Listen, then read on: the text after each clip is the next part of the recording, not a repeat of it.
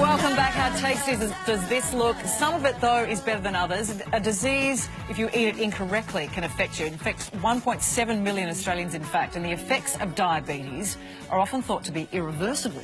World-renowned nutrition and fitness expert Mark McDonald is here this morning with his tips on how you could actually beat diabetes for good. And it's a big round of applause for Mark, all the way from Georgia. How are you, my friend? Hello, Deborah, Carl. Thank you for having me, man. We did a great hug before, too. Hey, we hugged in the break because when I see a man who is convicted... No, not convicted.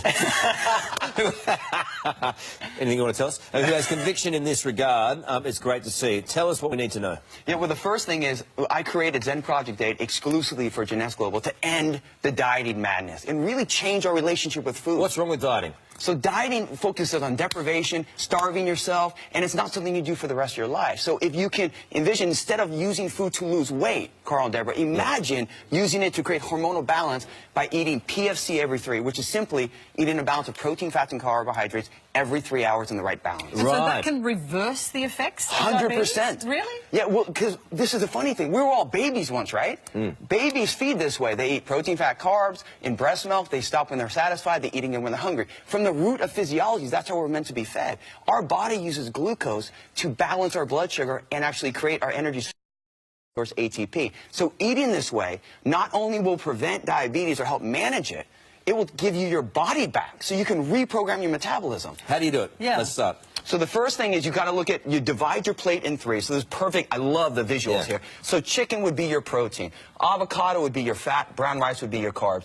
Look at that portion right there. Then you'd have your eggs, that's protein and fat. And then you have your apples as your carbs. And then right there, filet, beef would be protein and fat. And then you have your rice and some asparagus. Simply balancing your plate and dividing it into 3. So rather than having that meal in one go, you divide it over the course of 3 hours. Yeah, so every 3 hours you'd eat, because this is what happens. How many times have we skipped a mid-morning meal or that mid-afternoon you crave sugar? It's because your blood sugar drops and your body can't use fat for fuel, burns muscle, so it panics. So you saying these are examples of breakfast, lunch, and dinner, or you just do this every meal? So this could be a breakfast, this could be a lunch, this would be a dinner, but yeah, you would eat this way. You could do Greek yogurt, which could be protein and carbs, and then you could throw some berries in that with some nuts. So basically, you find your favorite protein, fats, and carbs all here, and then you learn how to balance it. Where did the chocolate and the sugary drinks come in? Can you still have those? Yeah, so I'm a big fan. You should never not eat the food you love. You have to eat your food you love. That's why I like you. Well, the thing, diets starve us. Yeah. You get a result, and you gain it back. I watched my mom diet 15 different times in her life, and every time she'd regain it. So I have a 12-year-old and a 2-year-old. You should be able to eat some candy. Yes. Right?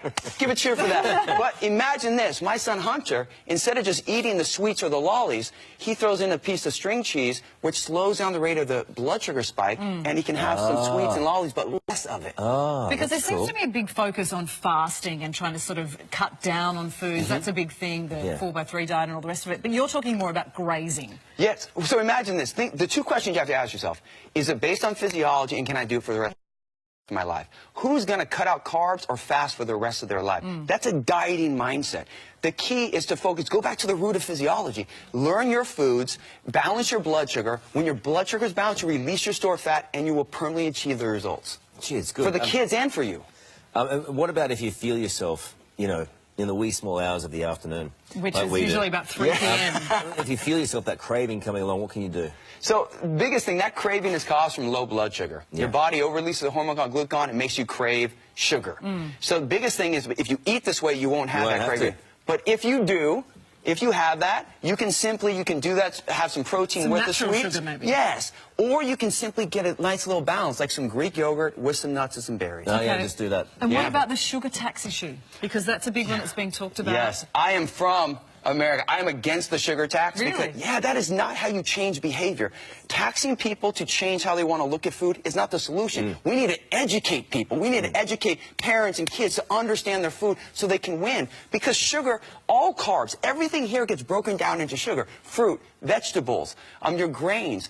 The difference, though, is the rate it gets broken down. So if you just tax it, they'll just buy something else. Just let's educate. Just lay it on me. Come on, let's hug it out. Come on, baby. Come on.